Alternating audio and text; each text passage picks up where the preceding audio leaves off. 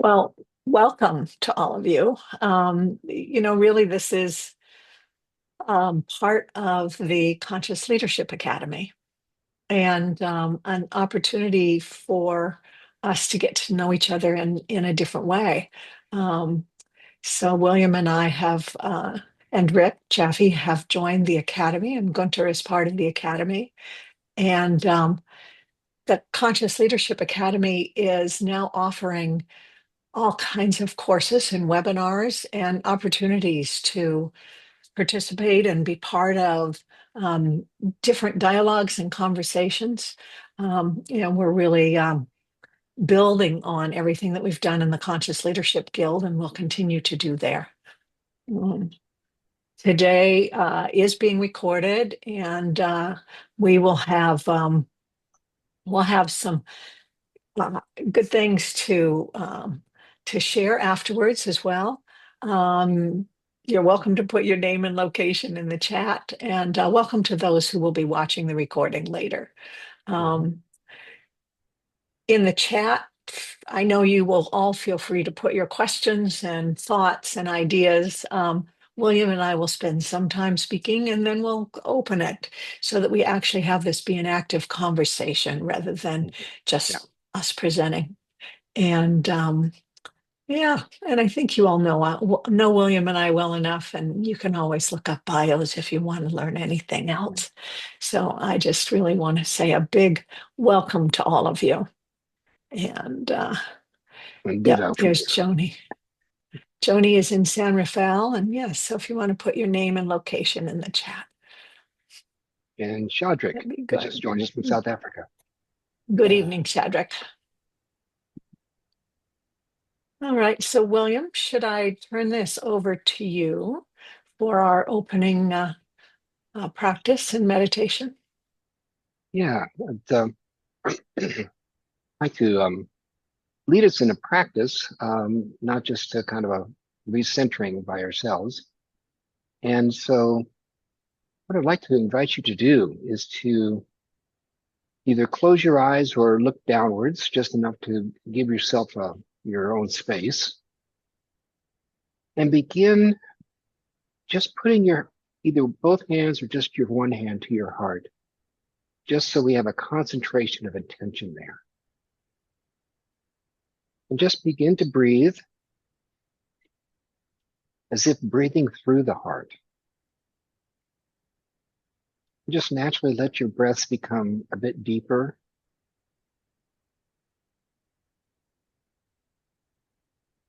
a bit more relaxed.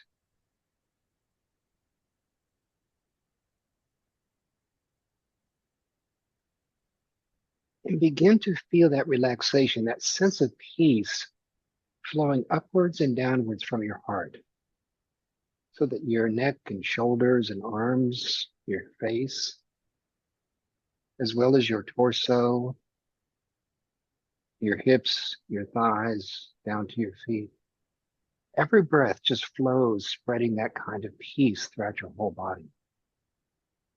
Keeping your hand on the heart, the breath is always going in and out through there.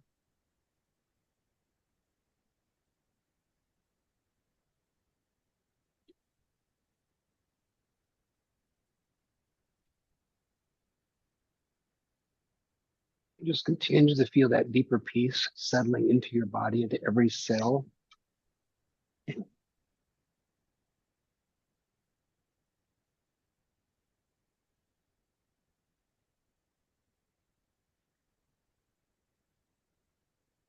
And through the heart, begin to feel your connection, not just with your body, but your connection with others. You might start with just a beloved connection you feel through the heart there.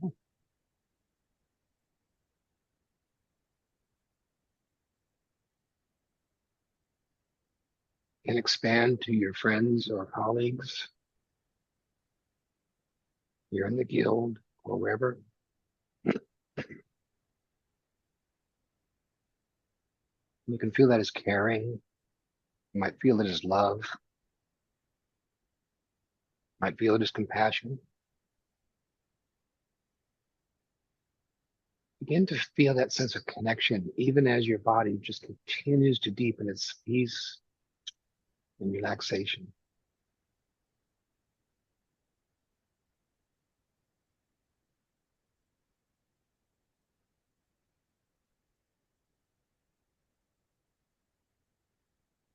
Now bring a smile to your face, perhaps a small smile to begin with. Bring the sense of joy that comes from that connection, that comes from that peace. Let that joy begin to radiate all throughout your face.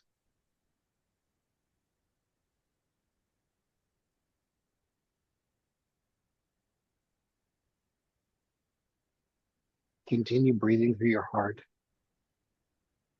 and feel that sense of peace and love and joy.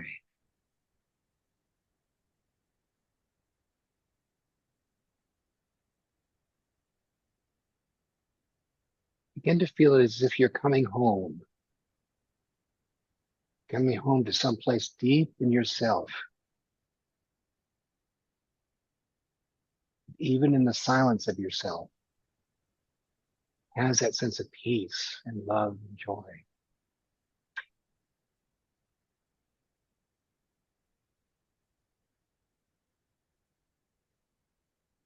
Continue breathing through your heart and realizing in this state of being, is when you have full access to your wisdom, not just your reactive mind.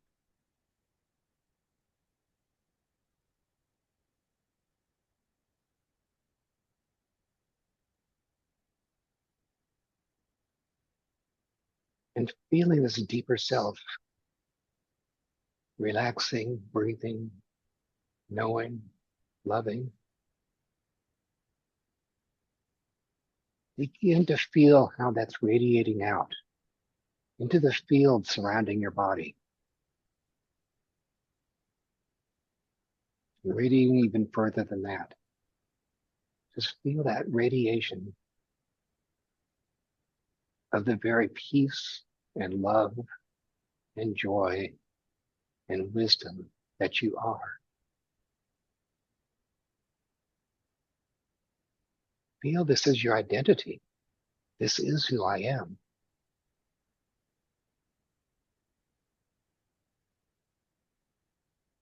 It's more than just feeling centered. It's feeling centered into who I am.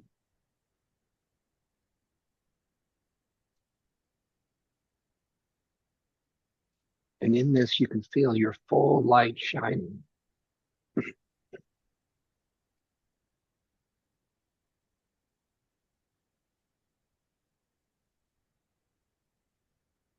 And hold that space as you take 3 more breaths through the heart, deeply and relaxed.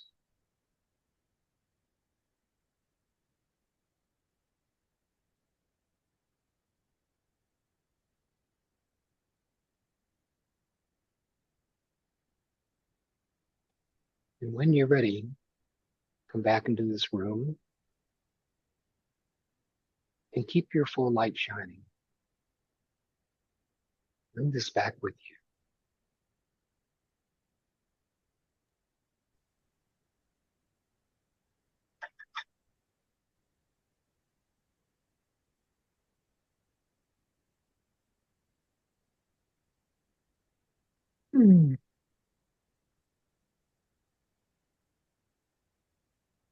Welcome back. That was beautiful. Thank you, William. I have someone who's trying to join us and is having trouble finding the link. So if you'll give me 1 minute, I know there's a way here and Joanne has joined us. Welcome, Joanne. There we go. I got to copy the link and I will send it to her now.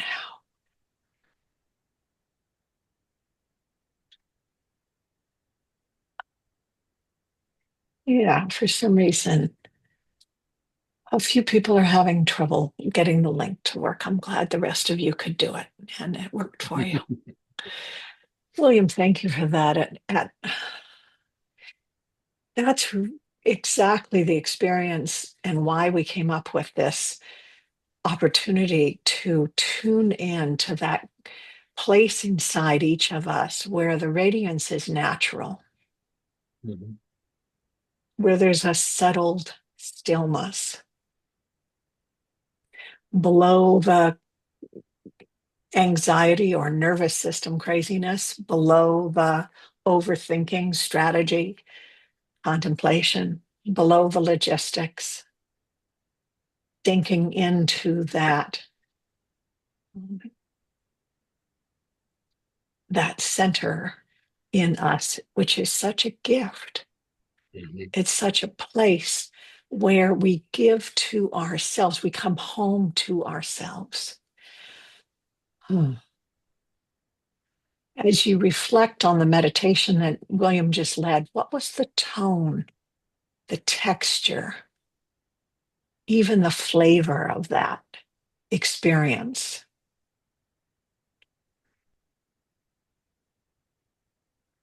I have found working with leaders that the more we can name that place, the more we can give it language, um, sensory reflection, the more we're able to appreciate that it's a place we know. Mhm. And then we can affirm it and amplify it as we go into different situations. It's a place where there's an innate intelligence, in my experience. And when we're in the flurry of whatever our common dynamic is, whether it's a thinking dynamic or a feeling dynamic or a sensing dynamic, when we get in the circles of that, in the flurry of that, I know and many of the people that I work with, we forget this essence, the tone and temper of our essence, that landing place inside. And I've had people describe it as timid, as warm, as steel straight. Lewis just put soulful intimacy. There's such a range of ways to describe that settledness, that I amness. Mhm. Karen, William, to pick please. up on that, it's like it's not so much a place I find within myself. It is myself. Hmm. At least for me, I had that experience that it's more like it's from there I can look out at life. I can even look out at my own foibles. I can look out at my own pressure and see Mm-hmm. it as if it's on the movie screen. Mm-hmm. So But say again that distinction you just made, that it's not within yourself. Where is it? yeah, it see it's as if sometimes the language feels like there's me and then there's this place, and I have to go into this place, which I call my Huh. center. Okay. But what I'm saying is that the me and that place is the same thing, Mm-hmm. you know, Mm-hmm. and it's the place I look out from when I'm Mm-hmm. home. Mm-hmm. And I even, and Mm-hmm. it's where, I shared a story before of being at the funeral of my younger brother and being able to be at peace in giving the final closing to the funeral, to be in compassion for the suffering of the family there, myself even. I could see even hold my own suffering, but within that peace. So I'm thinking about that. Even there was a certain joy of celebration, even though it was a tragic death. I could hold that there was some joy here from who I am that could then hold my tears in that container. And it has that feeling to me like that. That's why I call it kind of like it's a truer self. than my Mhm. personality identity, Mhm. my William Miller who has this background identity. You know, Yeah. it's so Well, it I look at it sounds to that me way. like we're speaking similarly and different Yeah, ways of doing it. yeah. I tend to diffuse so easily that for me to find it as a center here works Hmm. well for me. Good. And I think it depends, different people do it differently. Hmm. For some, it's going into an endless state of oneness. Yeah. And that without boundary, without um, parameter in a way or perimeter. Um, and I can get there on, for me, it starts stronger here. Hmm. And then from there I go. Um, in this world of accelerating change, where headlines shift every 15 minutes and complexity is the norm, leadership is being redefined. And it's no longer just about strategic plans and innovative frameworks and good management. Those most impactful leaders are those who can sense deeply, Hmm. um, know this place inside within themselves, and are able to respond from there and act from that inner alignment or coherence. Um, and it's really what I call an invitation into the invisible side of leadership, the often unseen capacities that shape our presence.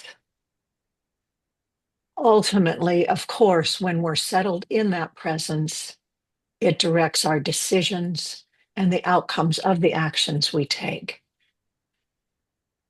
This is part of, to me, the starting place for the intuitive intelligence course that Jan Bellerman and Roberta Sachers and I are hosting starting in February, because it's that intuitive intelligence becomes one of those capacities when we're centered.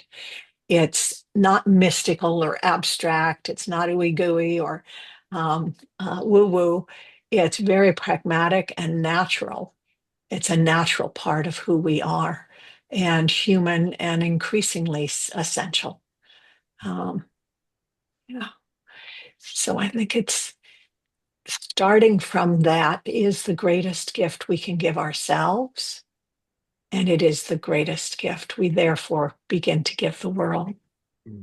Hmm. Uh, and particularly at this time of the um, solstice to Epiphany, this time from the 21st to the 5th of January, it's a time where we can turn internally. And when it can be a time of tumult, it can be a time of confusion, but it can also be a time of um, deepening into that sense of center. Yeah. Yeah. One of the things, Karen, I see that can trip us up in that very thing you're talking about is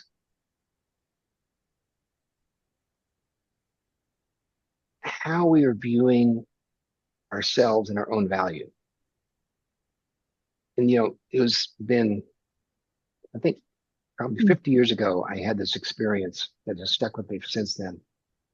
When I was in that graduate school, I was listening to a professor, a woman named um, Kit Chandler, I think it was, who was talking to parents about her experience moving from Thailand, where she was born and raised, had become a interpreter for psychologists who were studying the culture.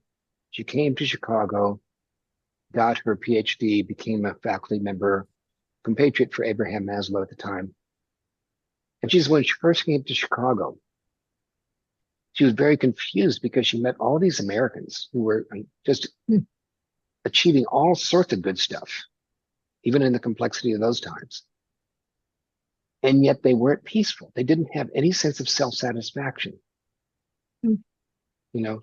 And she finally realized that these people that she was observing who were so successful didn't felt that they had to prove themselves. They had to prove their worth. They had to prove by their performance or prove by their spouse or their car or their house or their job title or whatever it was. They had to prove themselves. And then it was like last Sunday's football game. You have to do it all over again this week and the next week again Right. and the next week again. And she said, where she was raised, it was like, no, no, no, no. You're valuable just by being a part of this universe. You can't gain it and you can't lose it, but you can live a way that expresses that truth, the art of living that way. And I find in this age that you're just talking about, Karen, anyone who's performing from I have to prove myself are the ones that are the most stressed. Absolutely off the walls, off the charts. And anyone who's attached to the world being a certain way is going bonkers. And there's when Deborah and I were doing our research with spiritual based leaders from around the world, there was one man, his name was Anant Raman. He was a CEO of a major manufacturing company. And he spoke to us about his spiritual orientation, which he called realizing divinity. But he said, I had to calibrate a different measure of my success because how I could achieve in the world had so many variables that I couldn't control, especially nowadays. That you only have a certain level that you can actually meet things because it's less predictable. But he said what he began to do is in terms of himself, he said, what I began to measure myself is, did I follow my conscience? Did I do what was right? Did I give it my best effort? Did I learn from whatever I experienced? And did I follow my values? Mm. And if I did those 5 things, I was satisfied with me. And that's part of not only taking realistic responsibility to me, but it's part of not starting from a place where you're denying your very value as a human being. And then that extends to how you see other people at the same time. Do you value them unconditionally as a human being? If so, it's what Martin Buber called an I-thou relationship. We are somehow connected. If it's not, it's an I-it. I only regard myself in terms of performance. I only regard another person in terms of are they achieving what I want them to achieve so I can meet my goals. It's very impersonal, abstract. It's that kind of self-insight, I think, is part of this becoming true to our true selves. Mhm. Yeah, settling into that. I think that's the question, William. You and I have known each other for 45 years Mm-hmm. and, Yeah. in a sense, have been in this dialogue for that long because each of us are devoted to being of service in the world. Mm-hmm. And I think that each of us believe that the way we can best be of service is by strengthening that inner capacity, by strengthening that relationship that is natural, that is already who we are, that we can trust, where we can feel safe in that essence that is ourselves. And we've both seen each other and certainly experienced when we've got caught in performing or we've Oh yeah. got caught up in um, talking about or when we've um, stepped aside from that place of essence, that place of that greatest gift that we do give ourselves that then ripples out so beautifully. And I think that's why this matters so much to me, because every leader that I work with is challenged every day in Mm-hmm. making decisions and setting up structures and systems, in anticipating what will work, in doing the preventative work to set something up before they introduce a new initiative so that it will work. All of those different aspects of what it means to be a leader, to put together a vision, to present that vision, to analyze the conflicting forces that are impacting an organization or a system at any given moment, all of which are competing now and creating those negative or those polarities that appear as though there's no one right answer. And we get caught in those polarities until, in my experience, until we learn to center back in my language there, but until Yeah, however we do it, however leaders do it, to refine, to trust, to and settle that's a into. key word I want to Yeah. pick up on because the whole notion of does someone that's a leader as the people who follow that leader or work with them or who lead them back and forth, is there a feeling of I'm safe? Mhm. If I'm safe, I can trust. If I'm unsafe, I lose trust in myself even. Mhm. If I lose my own confidence, I know the worst performances I've been given as a performance in trainings have been when I thought I had to be an edutainer, you know, and Yep. did my song and dance and made no connection, you know, Mhm. um, but out of fear. Mhm. And I know that, the whole research on psychological safety Yeah. and how does a leader help people to settle into a sense of self-assurance and safety within the chaos. Yes. Now, for example, when I've been teaching an innovation process, rather than just going from, okay, what's the goal? Now, what are the key factors we have to address? And then what are the ideas? I used two other questions. I said, not only what's your goal, but how do you feel about that? Mhm. Where are you skeptical? Where are you anxious? Where are you excited in that? And if you're anxious and skeptical, what gives you the confidence? What within yourself gives you the confidence you can do this, even though you don't know how? And I remember one time I was working with, I think it was at Levi Strauss. We were having that conversation. At one point, a person said, I'm the kind of person, if you tell me I can't do it, I'm going to prove you wrong. I went, bingo, you've got one statement now of what is that? What is the courage that has to come from inside? It's not going to be outside. That gives you the we can do this, but not empty. And that's why a leader who's in that place of having a self assuredness of themselves, where people can say, what this person thinks is what they say is what they truly think, and what they say is what they're going to do. Okay. Yeah. When That's an that is inner there, integrity. when Mhm. that is there, you've got the full presence. But the person, the leader has to have that in themselves. That, I'm not going to play you around. And that's what I'm hearing from what you're talking about. Yeah. Yes, and there's an inner coherence or an inner integrity, and my favorite definition of integrity is workability. Mhm. Like when an engine has integrity, it works. Yes. When a system has integrity, it works. It's not just a moral or value kind of thing, a moral Mhm. or well, she has integrity as though we're on a pedestal or something. It's really when things work well, Yeah, that well, system it's has like integrity. yeah, Not, integrity but comes from the same Latin as integer, which means a one. ah, ah, So it acts as a one. It acts got in it. unity. Yeah.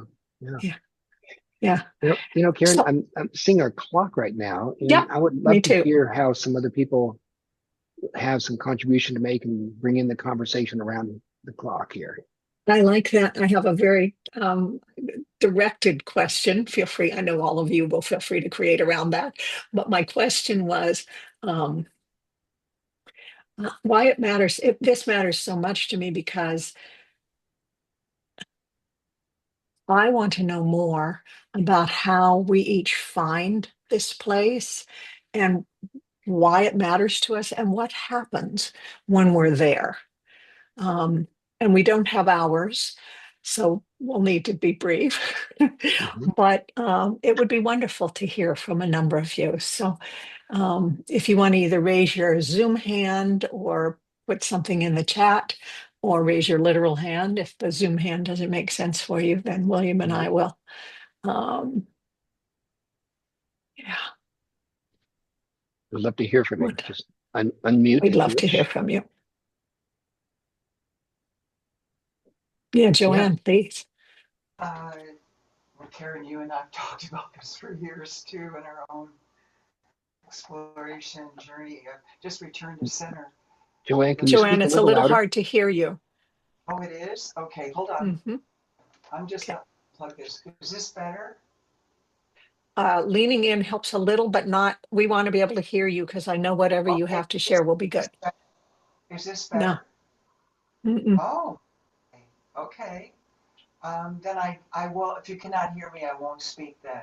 Yeah, it's We okay. can Hmm. hear you, I think, well enough right now. Well, I Okay. think we can hear well The enough. first Yep. thing, the first thing is identifying and become aware that I'm not in my center. So the first thing is awareness that Yep. I am triggered or hooked or taken away by some sense of security, control, safety. And then it's about taking a deep breath, catching that.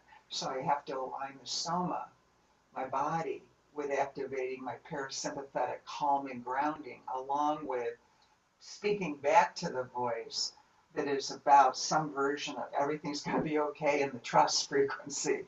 You know, what is there not to trust? Or the things we tell ourselves. I can feel, you ask Karen, that's a good question, then how does it feel? Is it's returning to center, is a calm state of a deep breath and also a feeling that absolute belief anything that happens I can handle. So there's a can do and a competency piece. There's also complete trust in the unknown to access from center and from my essence. And I can experience it as a deep reset and feel the activation called now what then and just coming from that place to the next moment. And I think Hmm. constant practice, the muscle, as Wendy Palmer used to always say, the muscle is in the recovery. And Hmm. really hard state to sustain center, but the muscle to build is in the recovery, the effectiveness to come back. Nice. I love that framing. The muscle is in the recovery. That's one of the ways really to strengthen that place inside ourselves is each time we do recover to put more of our time and attention on the recovery and the feeling of that place when we settle back in, rather than as many of us do, putting time and attention on, ah, you lost it there, kid, you know, the, what And we did wrong or where yeah, we went out. But you have to talk. You can't resist the voice. You have to welcome it. Go, Yeah, okay, but I'm talking yeah, back to you right now from self. yeah. That is who I am. It's like yeah, that Hmm. is right. Yeah, yeah. that's Yeah. And it's giving permission for ourselves to fail or to not Mm-hmm. do something. And yeah. for me, the meter I've used is how fast do I recover rather than whether I failed in Mm-hmm. something. Just can I recover? You know, if I got pissed off for something, can I recover? And so Mm-hmm. Who else has something you'd like to share? What is your relationship with this place inside? What difference does it make? Why does it matter?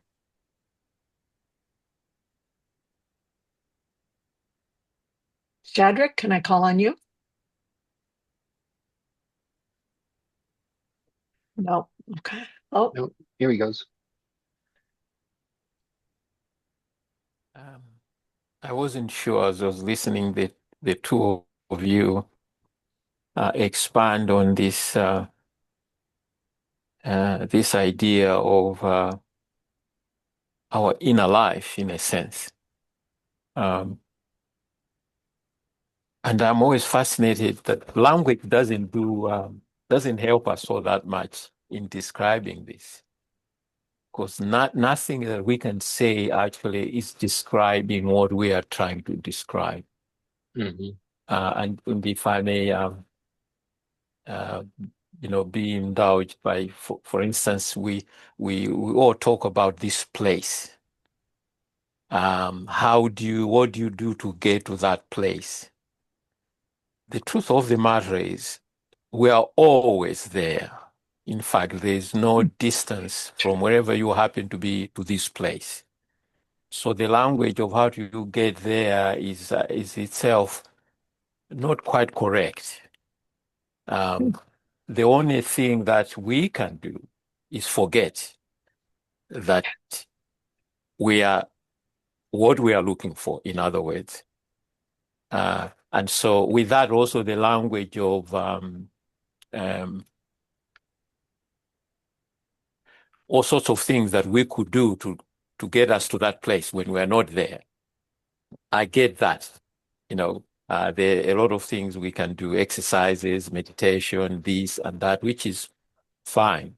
But again, all that is also not quite correct. Because if you are doing something to get to where you are already, it means whatever you are doing is taking you away from that place. And that includes meditation. And that includes meditation. Uh, and so that's the first thing. Non-dual traditions actually deal with this probably the best by reminding us that there is no two, which means that if you know that, you have an embodied understanding that there is no two. The other we talk about in the twofold nature of man, there's only one nature, and then the other one is obviously an echo from this one nature. And when you know that, there's only one thing that we all need to do or to remember is the fact that, that whatever it is that we are looking for in any given situation, we are what we are looking for. Yep. Okay? It doesn't matter what it is. If you are looking for creativity, you are looking for authentic leadership, you're looking for peace of mind, you're looking for resilience. That's already it's exactly where you are. All those things are already there. And so I like the description. It's more of a non-dual description, which is that the only task that we have is to remember or rather to wake up to the truth.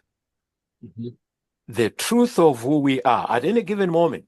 If anything else is taking us all over the place, all we need to do is wake up. It means that we are lost in our thinking. We are now at the movies.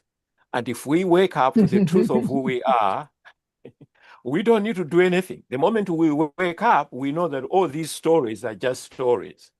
Absolutely. There's nothing missing. If The we're moment we thinking wake about up, we don't. Shadrach, I love the understatement of that. The moment we wake up, we don't need to do anything. I don't think we disagree. It's that point about waking up. It's that Mhm. point about remembering.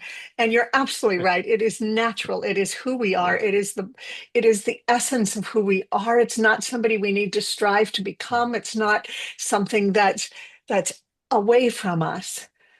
And it's that practice, as you said, that practice of remembering, that practice of recentering, of whatever language you use that can Mhm. um, bring you back in. Thank you. Thank you very much. That's, yeah. Yeah, it reminds me that the language of achievement is the very thing that takes you away. The language of awakening gets closer. Yeah. Although Remembering, spiritual materialism sorry. yeah, yeah. It's basically, as they would say in Buddhism or elsewhere, the more you make a goal out of your enlightenment, the further away from it it'll become. Yeah. Yeah. You know, but to awaken, to just remember, at least points in the direction of it's already there. Yeah. There's more to it than that, actually, William. May I just add something to it? The thing that Quickly. distinguishes that distinguishes waking up to the truth of our being and anything else is that you don't need to do anything to wake up. If when you are sleeping, you don't do a practice while you are asleep to say, I must do A, B, C, D for me to wake up. It's spontaneous. So, Yes. okay. So waking up doesn't need any practice, doesn't need anything else. If you feel the need for anything else, then it's not waking up, it's something else. I just wanted to. Thank you, Shadrach. Thank you, Very good. Shadrach. Uh, All right. We have time for one more. Who would like to bring another experience or thought about this in? Something different, the same? I would Kim, Oh, please. you go. Kim, you go. Okay. Well, I'll just be brief. I wanted to pick up a few threads. William, I just wanted to reframe the word failure because I really yes. don't see failure. We all are human and make errors, but I learn more from those than, than when I do well. So I never want to see anyone fail. I think we all just miss the mark sometime, whatever that is. So just to reframe that word for a moment. I also Thank you. Thank you. Oh, sure. The other thing is I operate with an inner antenna that guides me. And I also want to be open, and when I collaborate with others, which I am now and usually do, to listen to what others say and not be so strong or knowing in what I think is the right path. Is sometimes it's really the combination of working with others and both an inner knowing, but also a deep listening to the wisdom that others bring. So I just wanted to bring those two threads forward. Nice.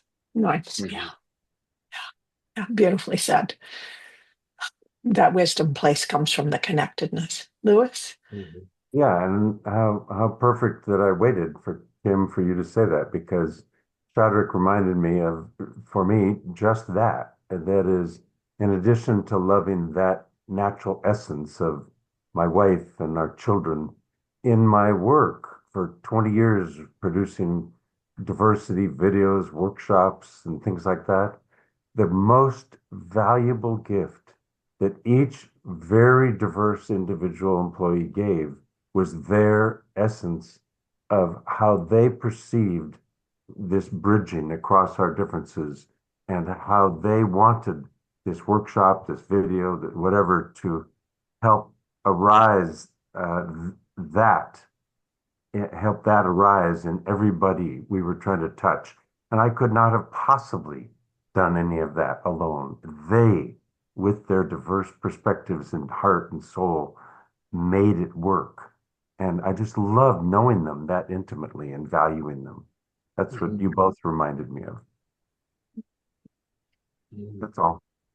Thank you. Thank you. Thank you very much. There is an intimacy, isn't there? Yes, Rick. Another piece of language that just has struck me recently that is so similar to Shadrach's is coming to a place where we actually trust life. Mhm.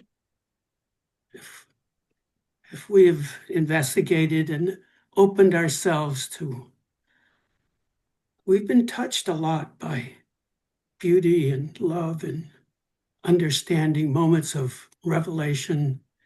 There are these moments when it's as if we've seen behind the curtain of life and seen its source, that we've recognized its source in a flash, in a timeless flash of recognition. And for me, artists often fall in love with that experience. But what is so important in those moments is to recognize the message of that truth, an experiential truth, that life can be trusted. We've just touched home. We've just touched that place where we know all is well. And when that is then discovered experientially and cherished, there is this foundation, like Shadrach is saying, we don't need to go anywhere to be ourselves. We are life itself, and life is living through this body mind, but we are the life That my teacher had said, I said this before recently, when I say universe, I mean not only that which arose from the Big Bang, but that from which the Big Bang arose. That's our very self. And at our Beautiful. core, when we experience that, we are free. It frees us to be all, it frees our body and mind to be all they can be. Yes. Yeah. Well said, Rick. Well said. One of my teachers said, he looked at me one time, this was a long time ago, and I said something about, but how do you trust? How do you feel safe? And he said, well, it's a fight to find your trust in the here and now. You fight to find your trust in the here and now. And for a while, I didn't get that because I was like, no, I just settle into it. It's just right here. And I really loved what he said because it takes conscious intentionality, awareness to remember, to be aware when I'm outside of that place. And I know I'm making it a place, but to me, it's kinesthetically very, has a placeness to it. When I'm outside of that knowing, that experience of trusting life, and I'm acting out of what's missing instead of out of that trust, then it does feel sometimes like it's a fight to find my way back. I need to work on it. I need to call myself into it. And it's a Yeah, paradox because it is actually the opposite of fighting that takes you to absolutely. where you, it takes you to that, in which we remember ourselves. It's in the Yes, surrender. yes, Mhm. yes. If I can add here too, for me, the way that I can try to put this into words is that I often have a condition I lay on the world that's based on something I either want or don't want. Mm. I want the world to be a certain way, or I don't want the world to be a certain way. I like the way this political party is. I don't like the way that one is. I like the way this person speaks to me. I don't like the way that person speaks to me. And that laying of a condition on the world, and then therefore, if I really feel like if I'm going to feel something good only if I can get the world to line up to what I want it to be. And I'm going to feel something negative only if I get the world to line up to that, what I don't want it to be. My life becomes a matter of trying to control the world, control the conditions. And the more I try to control the conditions of the world, not only the more frustrating world can be up and down, but the less I can take what Rick just said. The rest I'm not living what Rick has just talked about. And so in my own language, the more I can be unconditional about the world, which is the ultimate trust beyond what my ego wants to impose on it. Mm. Then I can relax the ego wants, draw that down, the filters down, be with what is, and do what life calls to do at that point. But it's stopping the control game of the world as the fundamental game of life. So it's like pulling down.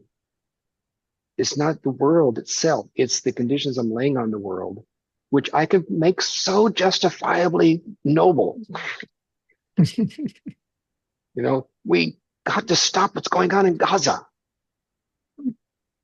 And all of a sudden we're reactive. I'm reactive.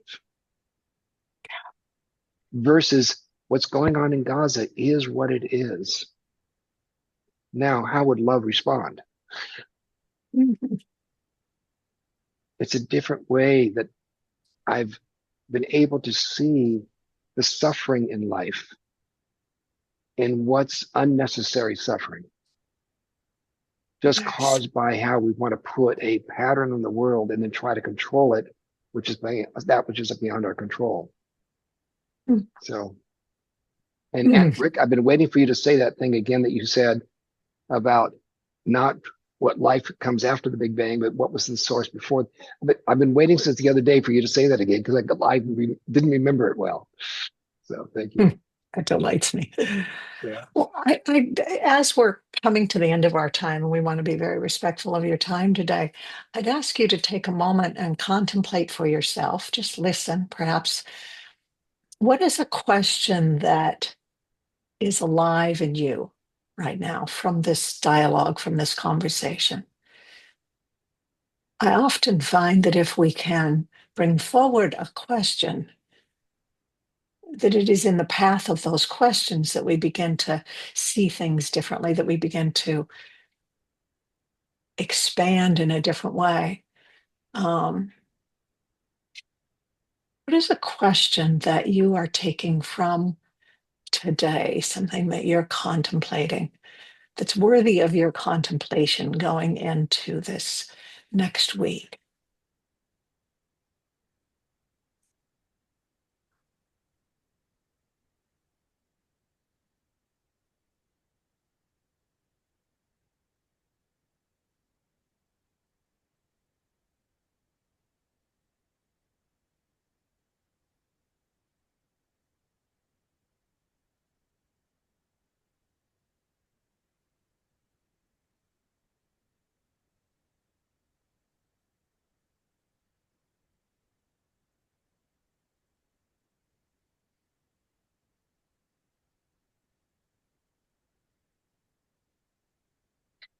Anyone who has a question to share, Kim, please. Am I listening deeply enough? Mm. Mm. And you're welcome to put your question in the chat if it feels like something to share. Mine is, what ways do I live from my trust in the universe? What ways have I in my past? What are the moments where I can recognize that I was living from my profoundly deep, innate trust in the universe, in this world, in this earth, in the cosmos, in this being, in relationship with all of you? To notice those. So I'm giving myself an assignment to notice.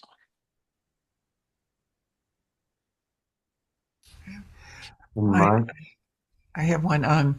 It's more of a practice as well. It's just an increased awareness of actions I take that distract and actually cause increased triggering, like the spiritual like nourishment. What am I reading?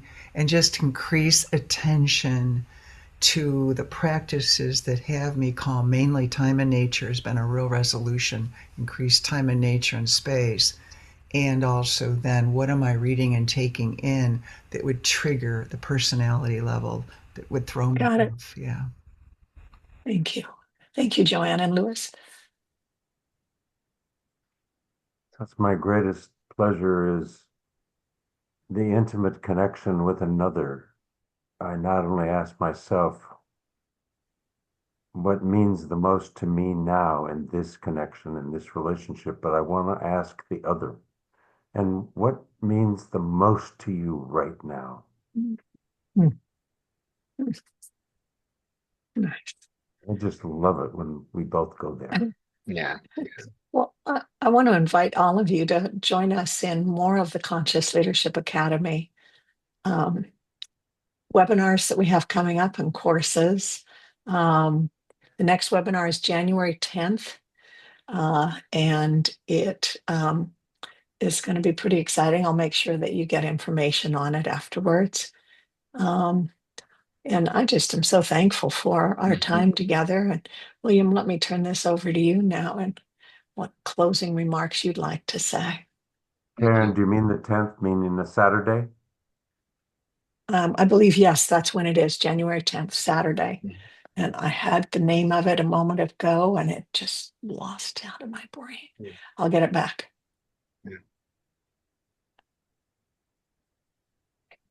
One thing I wanted to add was picking up on something that Shadrik said. Mine is not a how-to, but just it's called trusting in sleep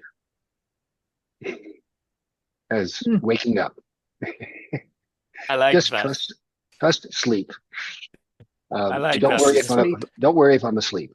You know. So I just want to express my appreciation also for being with us, and the delight preparing for this with Karen was a delight just because, again, we've had 45 years of history together, feel like brother and sister. And yes, it's a delight always just to be in conversation, and I'm glad that you all could participate with us and be with us and teach us as well. So that's my thank you. Yeah, and I just put the link to the January 10th webinar in the chat. It's from intention to impact. And it's a conversation that it'll be an hour and a half, a little bit longer, and a conversation that'll honor where we've been in 2025 and begin to move us into 2026. As a major time, as so many people are saying, of the shift that we're involved in something that's been compared in history to like the Copernican revolution, when all of a sudden the Earth wasn't flat and center of the universe, and we had to reconfigure our entire understanding of consciousness, and that we're in the midst of that now. It's something that Willis Harman spoke of 50 years ago. Some of you may know him, but it seems to be coming alive right now. And so, how to sail through this period is at times exciting, at times daunting. And that's partly what the discussion will be on the 10th. It would be nice if Willis were with us now. Oh, yeah. I will be posting, sure. by the way, or sending around. I found his article from 1969. Oh, I'd love to see that. That was his original article Again. talking about this revolution. And it was why I first visited him in 1973, because I read that. And so, yeah, that's great. So I'll make that available. Thank you. Thank you very much. Thank you all for joining us today. This was really satisfying, very fun. Thank you very much. Well, thank you both. Really appreciated it. Thank you both. Yeah, thank you. Wonderful.